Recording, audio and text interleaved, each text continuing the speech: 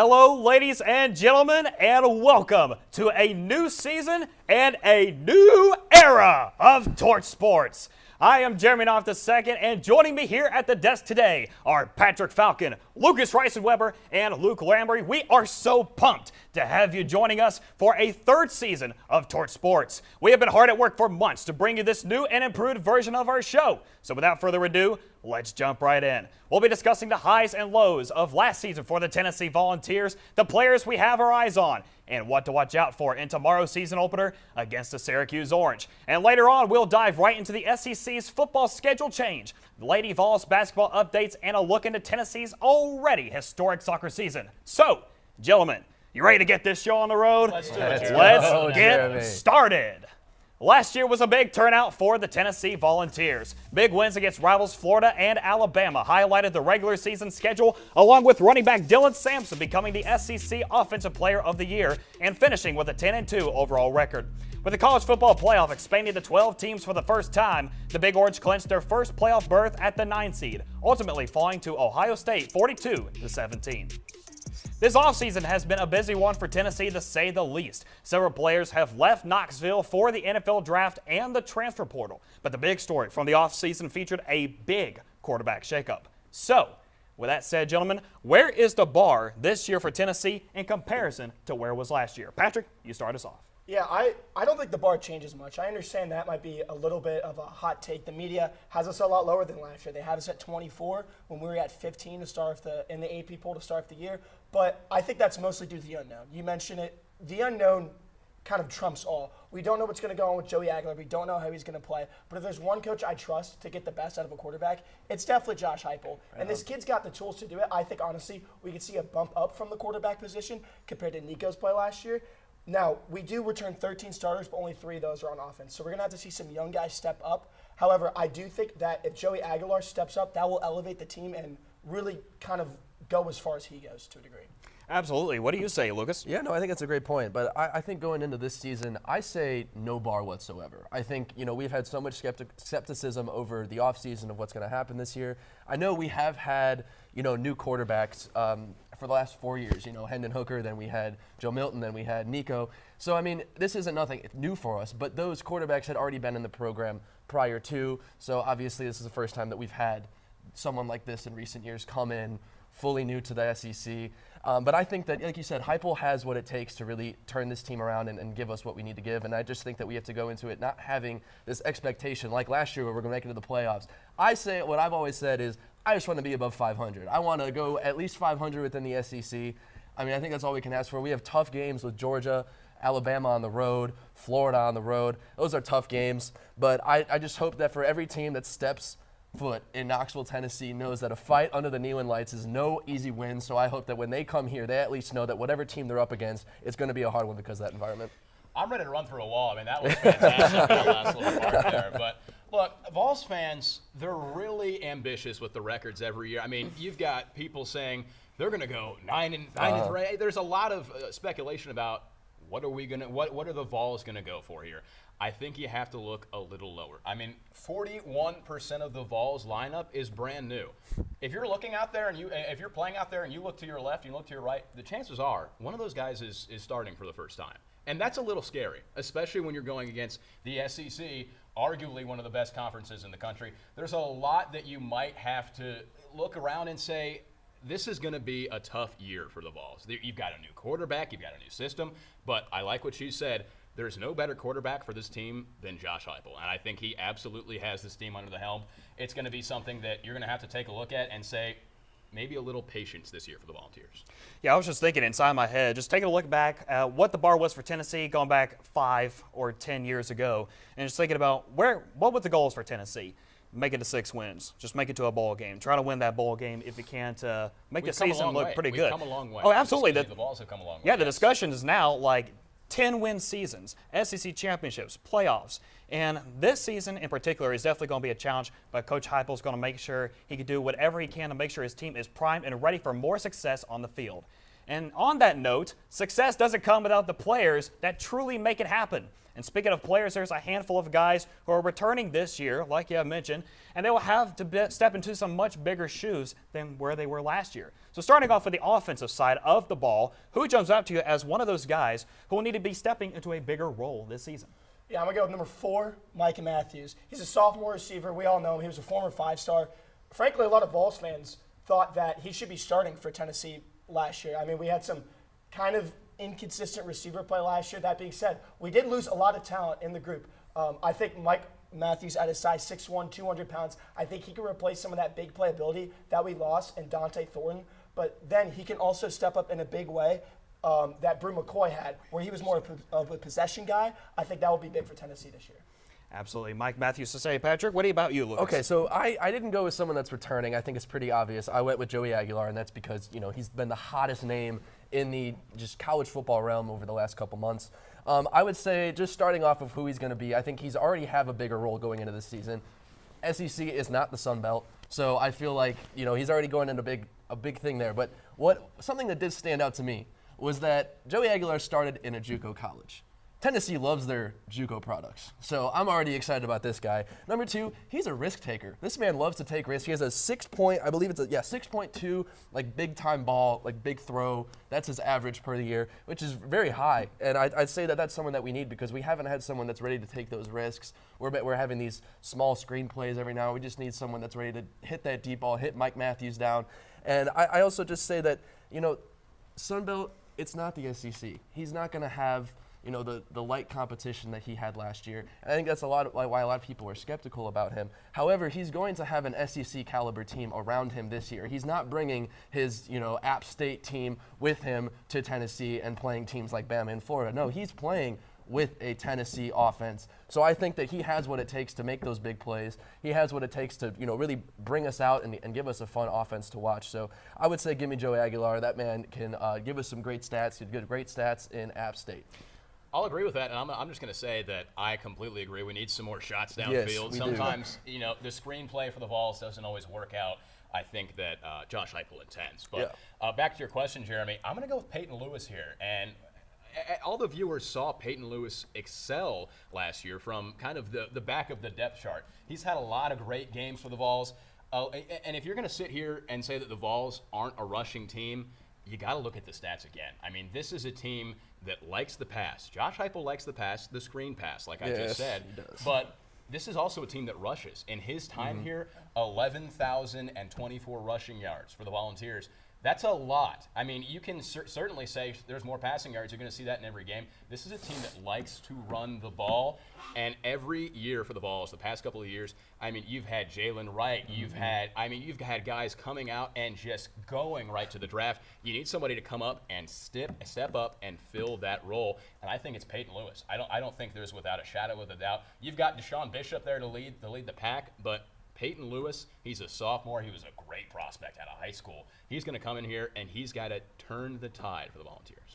Yeah, that is absolutely right. If there's one thing about Josh Heupel, that is that he loves his speedy, high-powered offense. So we'll see if those players that you mentioned and more can really step into those roles. Now, I'll ask you all a similar question very quickly, but let's flip it to the defensive side. Who do you believe will need to step up for this Tennessee defense? Yeah, I think it's Joshua Josephs. I mean, we made our money last year on defense. It was the defensive line. We had about 12, 15 guys rotating through, and we lost a couple of those big names. James Pierce Jr., he's a first-round pick. Omar Norman Lott, he was a second-round pick. So Joshua Josephs, he had 39 tackles last year, 3 forced fumbles. That's a guy that's going to need to step up. He's the only returning player with an 85-plus run defense grade and a pass rush grade, according to Pro Football Focus. That's going to be our main guy that needs to step up. Only 5 starts. He's got 3 forced fumbles. This guy's a playmaker, and he's going to fill a big need that we have. Absolutely. What about you, Lucas? Yeah, no, I would say we lost a Brew on offense. We got a Boo on defense. I'm excited for his second year here in Tennessee. I think last year he played 5 games, 38 total tackles, 28 solo tackles with a sack and an interception. I think he has a lot of promise. We had a lot of skepticism. I say that word a lot. Over the offseason, we didn't know if he was coming back, but he chose Tennessee over 39 other D1 offers, including 8 SEC programs. Boo is made for the Vols. I'm excited for this great season for him, and I think we have a lot of competition in our cornerback position. Well, Patrick brought up a great point. There's a lot of holes to fill in the defense this year. I mean, really everywhere on the Volunteers team, but this is not a position that Tennessee has not been in before. They've figured out how to fill these holes. They've 100%. Figured out how to fill in either transfer portal or recruitments. I mean, Boo Carter was a great recruit out of high school, and look at him now. Yeah. So there's a lot of holes you have to fill. My guy is Jackson Moy. I mean, he is a big boy. I mean, he is 6'2", 305. Oh, pardon me. Wow. Wow. I mean, I agree, Patrick. That's just, if you see that guy running at you, you better run and hide, because that's a 18-wheeler. I mean, honk, you know what I'm saying? Oh, my goodness. I mean, he's a big boy. But he's a Stanford transfer, 16 tackles last year, 2 sacks. They need to fill in those holes, and I think Jackson Moy is the perfect guy to do it. I'll tell you, it's definitely going to be a challenge this year, especially when you consider all the guys that they have lost and all the players that they have gained. So we'll see if that Tennessee defense can look as strong as it has in years past.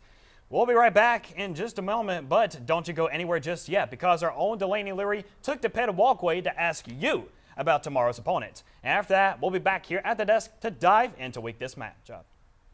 Hello and welcome back to Torch Sports. I'm here on Pettit Walkway with Delaney Leary. And I'm Nick, and we're here to figure out if UT students know where Syracuse University is located. Can you point to Syracuse on a map? Is it up here? Good guess. It's actually like right here. Oh yeah, no, way off. Syracuse University. Yeah, Syracuse, Ohio, right?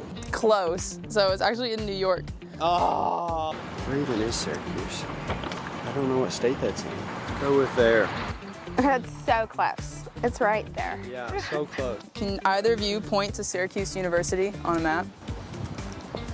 Right there. Okay. Nice. You're the first person who's got it. Syracuse, that's in New York, right? I don't know. Is it?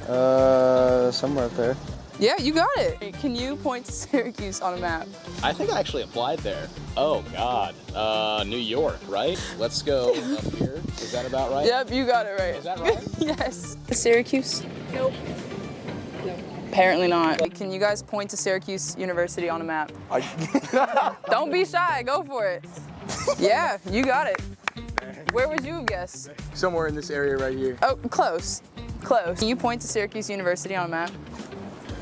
Close, close. It's over in New York. Okay. But you had the right area. Okay. Can you guys point to Syracuse on a map? Here? Yeah, here. Close. So it's actually right about up here. But good job, guys. It's probably like right here. Fairly close. You're right on the east part of the country, but it's actually in upstate New York. Can you show us where Syracuse is on the map? Oh my gosh. Somewhere over there. That's actually right.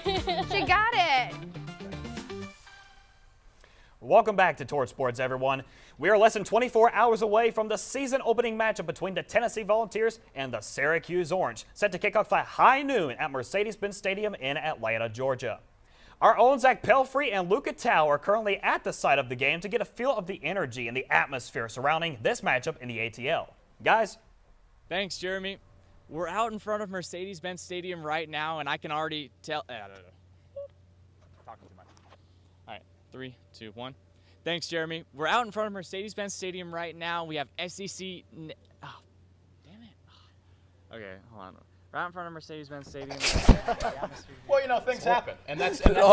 Look, they're having a great time, and we're so happy. Thanks, that they're Jeremy. down there, We're out in front of Mercedes-Benz Stadium right now, and the atmosphere here has been great so far. We have SEC Nation setting. Absolutely. Thank you very much, Zach and Luke. Steve Angeli was named Syracuse's starting quarterback recently, but if you guys remember, Angeli was actually considered another option by Tennessee to be their starting quarterback, along with Joey Aguilar. But of course, ultimately they went with Aguilar, and Angeli would later be picked up by Syracuse. So how do you think these quarterbacks are going to compare to each other looking ahead into this game? Yeah, I think that from a pure playing style-wise, it actually favors Angeli, because Angeli's more of a game manager, and we talked about it earlier. Joey Aguilar's he's gonna chuck some. He's gonna throw the ball down the field. I mean, exactly. You watched film. You watched that Coastal Carolina game last year, and he had some great 50-yard bombs. He had some great throws where I'm scratching my head going, absolutely, what are you doing? Yeah. Now, if there's a coach I trust to coach out of him, once again, it's Josh Heupel. And I think that offense can help him. I actually think he can lean more on his run game than he did at App State, and that's what he's going to do in this game. But the way Syracuse is going to excel in this game and have a chance to win is if Aguilar starts throwing the ball away. If we start getting a little too antsy, we start taking some deep shots we shouldn't be taking in the double coverage. And then Fran Brown's going to get his team fired up, and they're going to push back on us. I do think the experience gives the advantage to Aguilar, but I do think that for Tennessee to win this game, he's going to have to keep the ball safe, and Jelly's more likely to do that than him. All right, what do you say, Lucas? That's true, but man, I'm not about safety. This is football. This isn't safety class. This is football. So I'd say we want a Joey. We want some guy to heave that ball down the field. Give us those big plays because that's what that atmosphere in Neyland's all about. We can have 5 interceptions, but if you have that one giant TD at the end of the game, 50 seconds left, 90-yard bomb, that's what gets Neyland lit. So Steve Angeli, I liked him. I thought that was a great prospect for us. But I think the biggest thing that I looked at when I was comparing them, Angeli was never a starter. He started maybe one game, I think, at Notre Dame this past year. Ended up, he filled in for one half, ended up leaving for the second half. He doesn't have that starting quarterback experience. Joey Aguilar has that starting quarterback experience, but he also has success in that starting quarterback experience. So I think with that, you can translate that to basically any program as long as you're surrounded by a supporting staff. And I think that he's just going to give us what we need in terms of our energy, in terms of a creative offense, and unpredictability. We don't want any team to come in here and know exactly what we're going to do, know exactly how we're going to throw the ball, run the ball, and how much. So I think when we have someone like Joey on that side of the ball, I think he's going to do an amazing job just heaving that and giving the Vols what they need to just have an explosive offense. I think that's what we've been missing. Is it outrageous to say that they're both going to be uncomfortable? I think they're both absolutely going to be in their boots shaking. Because, look, you look at it, Steve Angeli has never – I mean, he started one collegiate game. This is a completely different atmosphere for him. I mean, this is something where he's going to walk out there and think, oh, my goodness, we're in front of 103,000 people.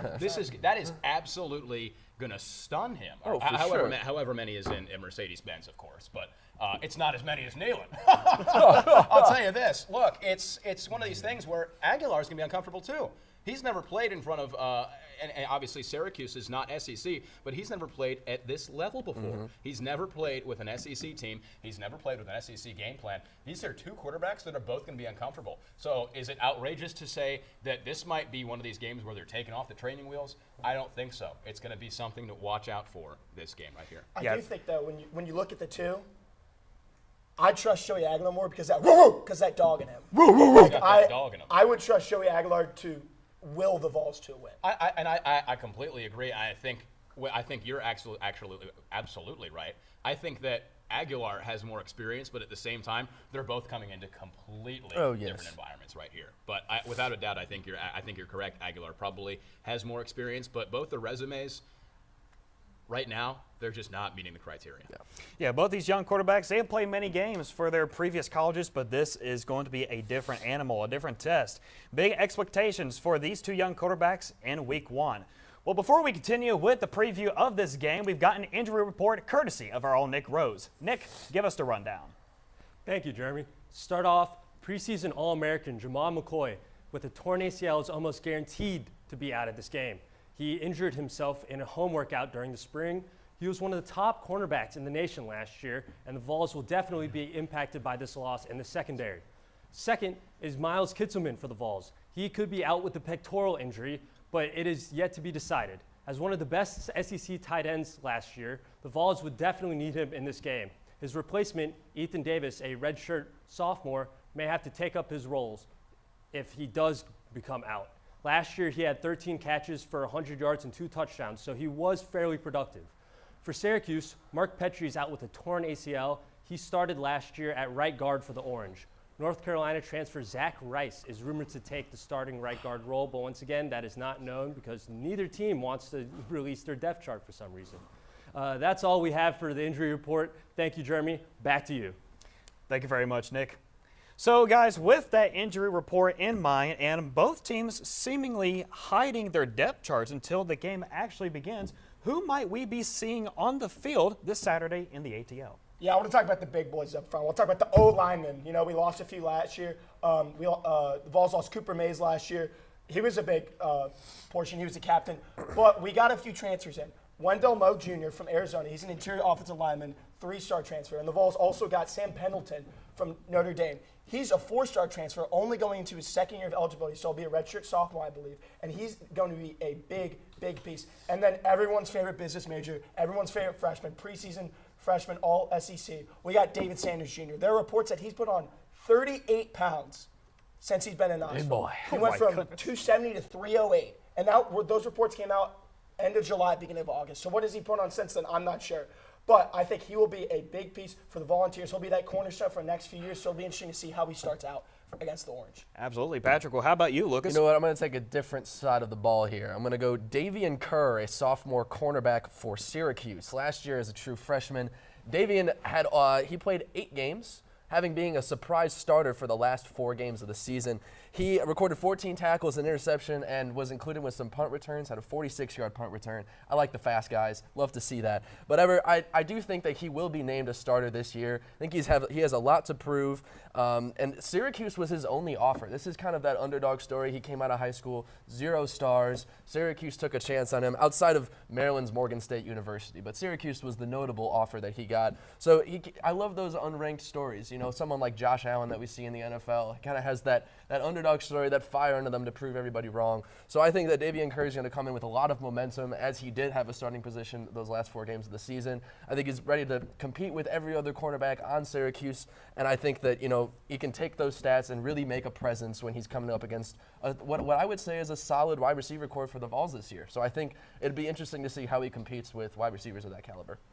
Well, for Syracuse, look, they lost their top 3 receivers in yardage, which is a massive blow. But I'm going to actually take a look at the running back. You've seen Willis is coming up. Look, they lost LaQuint Allen Jr. to the Jaguars.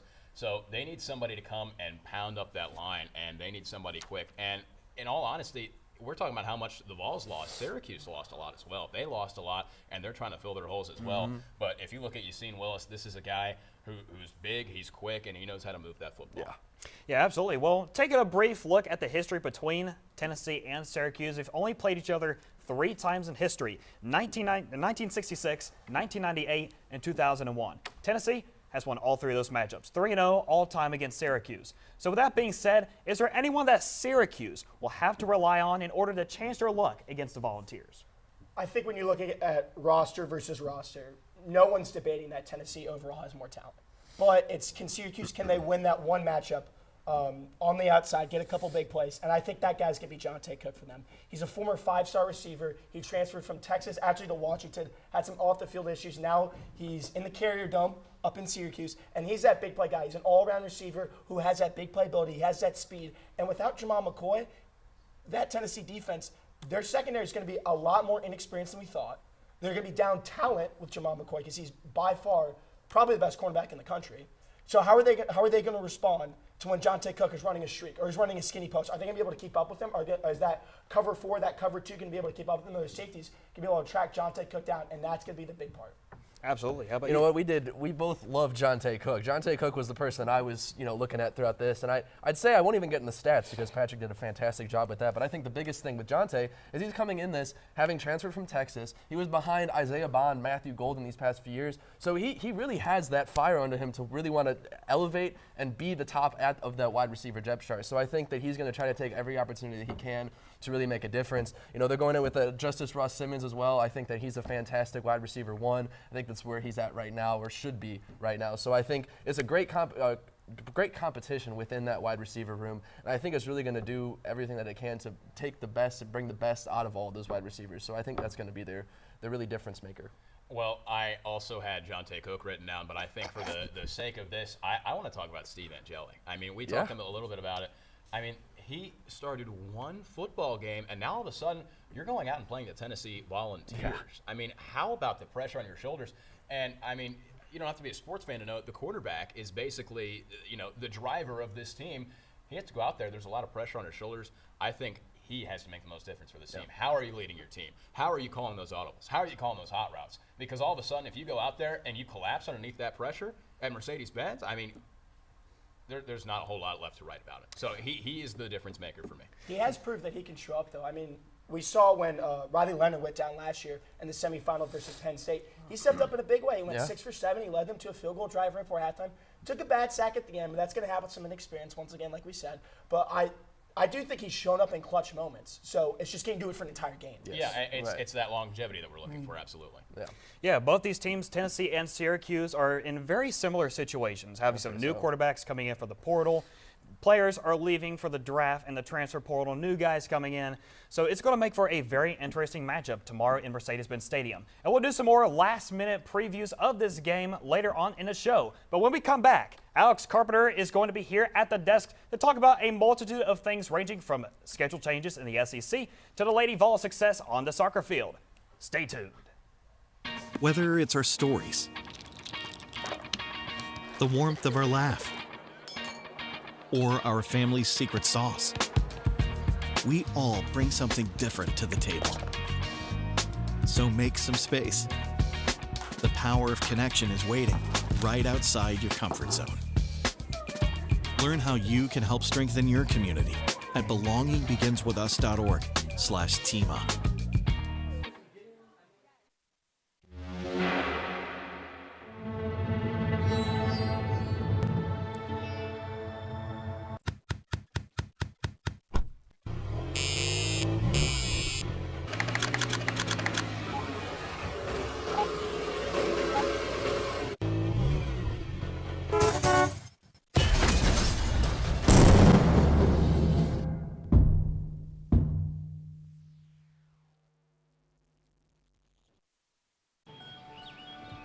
Be right there.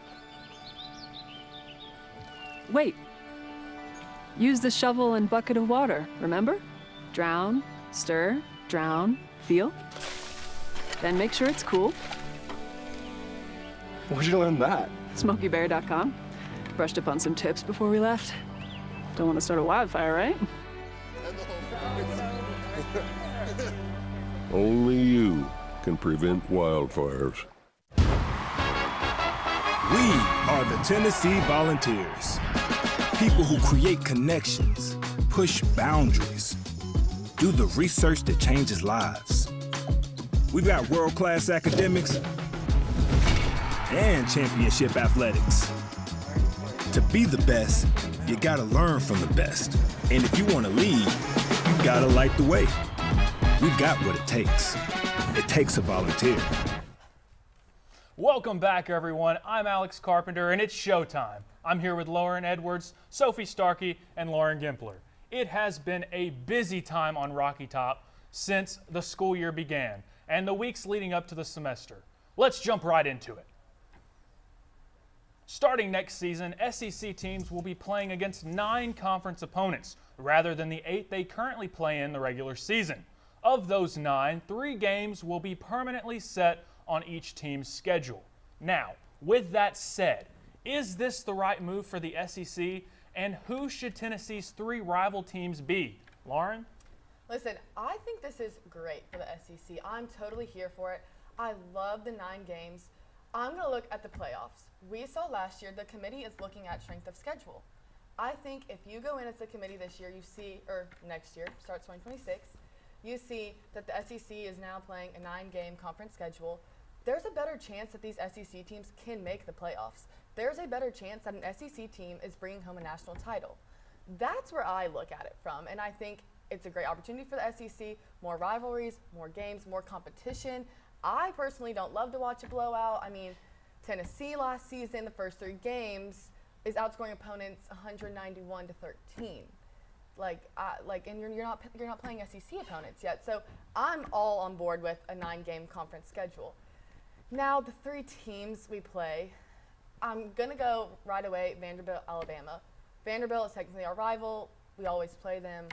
Alabama, I think, is and Tennessee, one of the greatest rivals that we have in college athletics right now. The tradition, the history with those 2 teams, the intensity that comes that week, that 3rd Saturday of October, I think it stays.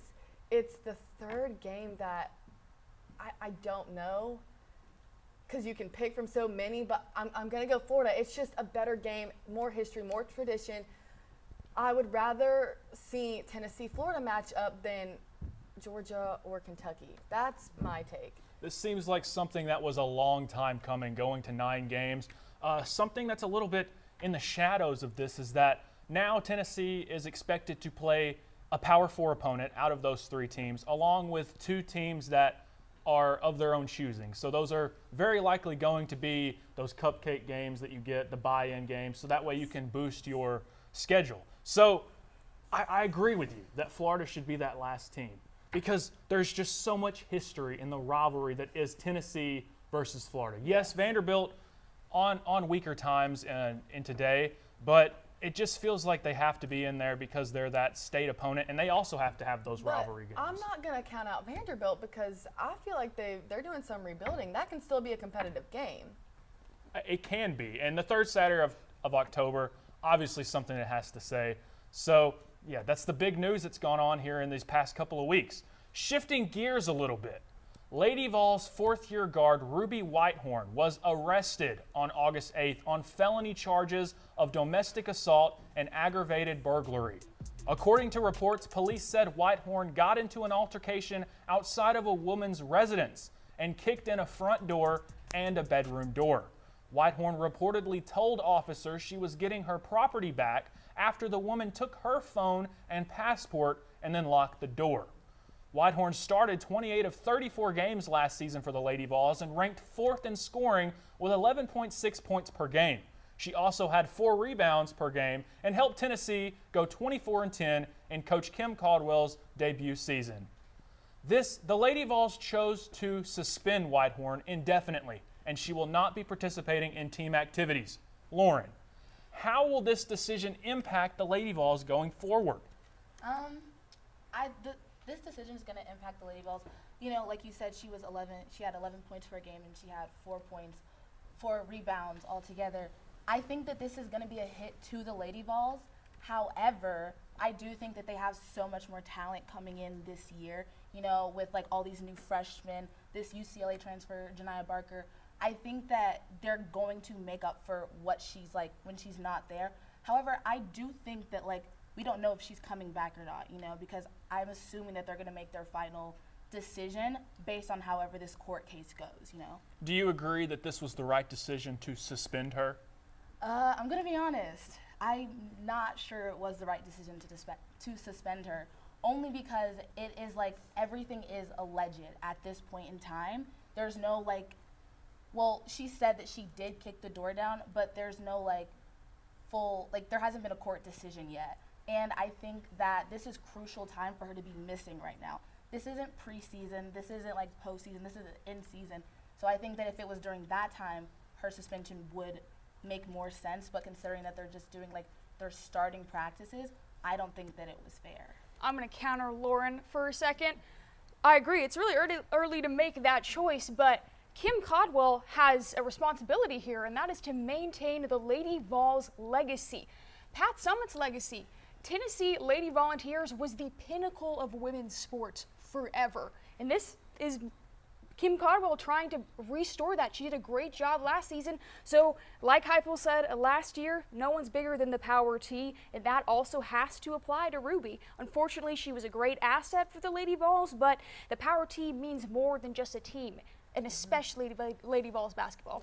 When you're building a program, it feels like you have to take these steps to ensure that all of the progress that you've made setting that culture in place stays. Yes. Yes, Ruby Whitehorn is a very, very talented player, but it feels like this was an action that Kim Caldwell, her hands were just simply tied in this situation. Do you have any thoughts on that, Laura? I agree with Sophie. I think this was the right call. I mean, Tennessee has coined this term, give my all for Tennessee today, and like, you don't want someone who has these charges representing this team, representing the program that is Tennessee. Again, I have to agree with Sophie. I think Kim Caldwell made the right decision. I think what I respect so much about Kim Caldwell is I can tell she is building a great team, a great program, but great human beings on top of that. And your actions have consequences at the end of the day. It's going to be very interesting to see how this situation unfolds, and we'll keep you up to date with all the happenings in that court case. But last and certainly not least, this is a story that needs more national attention. We're talking about the Lady Vols soccer team. They are on a hot streak right now, having won against top 5 opponents, including number 1 North Carolina, number 4 ranked UCLA. The Lady Vols have shut out every game they have played, not allowing a single goal. They're ranked number 2 in the United Soccer's coaches poll and 4th in the top drawer soccer poll. they've tied the program record for most goals scored in one game with 9 goals. Sophomore forward Olivia Stott also tied the individual single-game scoring record with 5 goals of her own. Sophie, are the Lady Vols able to keep this success on the pitch, and how has this come about down there at Regal Stadium? Absolutely. If you are not keeping up with the Lady Vols soccer season, it is time to do so now. Reiterating what Alex has said, this team was unranked going into this season. Now they're top 5 nationally. If that tells you anything about how their season's going so far. How did this happen? Week 1, they defeat the national champions in North Carolina in a shutout. You've got to pay some respects to the goalie here in Caden Norris. 5 saves on goal, shutout. Week 2, UCLA road win. They're number 4, another shutout, 1-0. Week 3, they dominate ETSU 9-0. Week 4, beat LMU again for their 4th shutout of the season. Their defense, unpenetrable. Their offense is on fire. They outshot LMU 19-2 on goal, 19-2. And there are so many players that I can shout out right now, but I have got to give credit to Shea O'Rourke. She has had a goal or 2 in every match that Tennessee has played so far. She could be the Vols' secret weapon, you could say, but if you want to keep up with our Lady Vols soccer team, they do have a couple games coming up. Next week, we're looking at Western Carolina the 31st at 6 p.m. And then we've got Memphis September 4th at 8 p.m. So those are both away games, but certainly tune into our Lady Vols success right now. Their next couple of matchups are some minor teams, but I want to see the streak continue. Let's get some more shutouts. I mean, we've got 2 top 5 shutouts under our belt. Tennessee can probably keep it going. It feels like this has just been the surprise on campus to start. I mean, the North Carolina game was on the Thursday before school even started. So that was with a reduced crowd, not a lot of students there in the supporting section, still took care of it. And it's because of the coaching staff. Joe Kurt, in his 2nd year on Rocky Top, he was promoted from assistant coach, so not necessarily his 2nd year, but still, an unbelievable thing has been going on. Shea O'Rourke, a transfer, coming in and absolutely dominating on that striking position. I really think they're going to have something special there, and I think they're going to be able to continue that success. So we'll keep you updated on all of those things. That's all we've got for you on our end. We're going to send you back to Jeremy and the football crew at the desk. Thanks for watching. Whether it's our stories, the warmth of our laugh, or our family's secret sauce, we all bring something different to the table. So make some space. The power of connection is waiting right outside your comfort zone. Learn how you can help strengthen your community at belongingbeginswithus.org/teamup.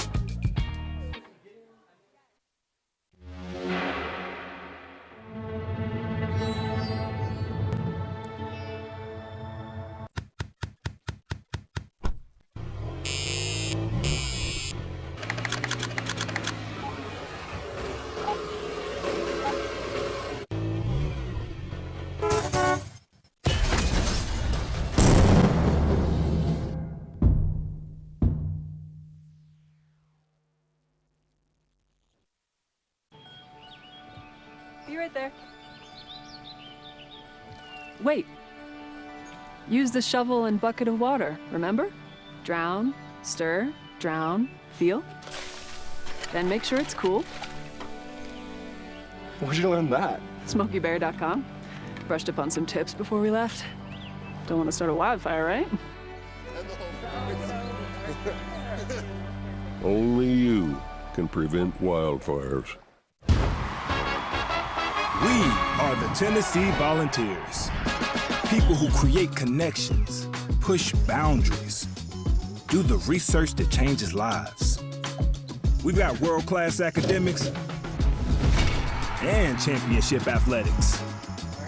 To be the best, you gotta learn from the best. And if you wanna lead, you gotta light the way.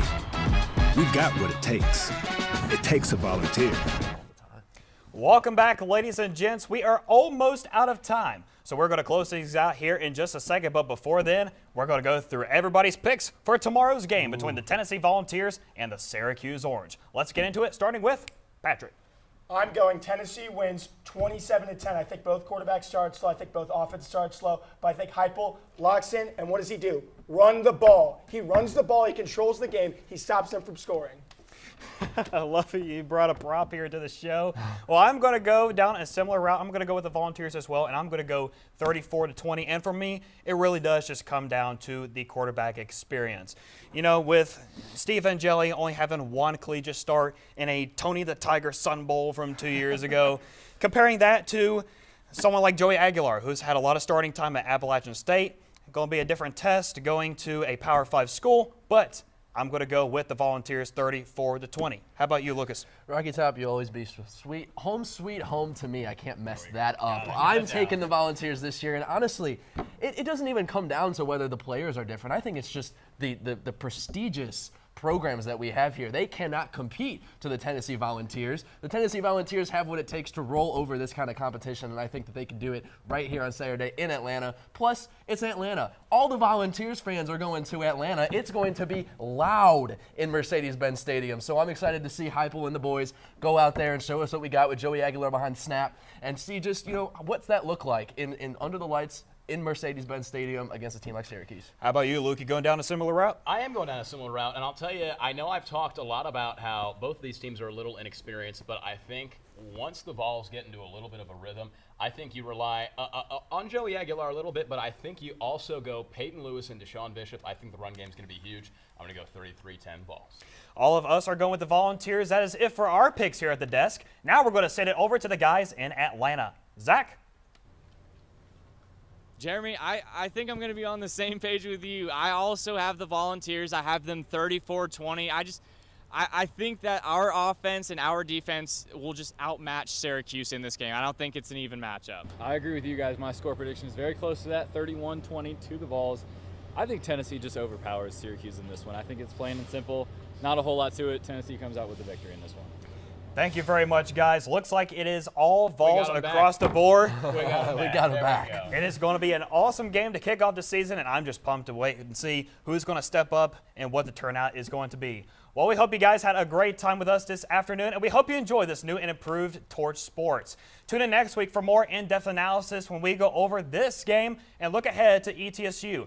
Also, the sports season is in full swing across campus, so make sure you follow Torch Sports everywhere you use social media. We are on Instagram and TikTok at Torch Sports UTK, and we're on X at Torch Sports _UTK. Follow the Torch Sports crew all season long as they bring you more sports highlights, results, and news.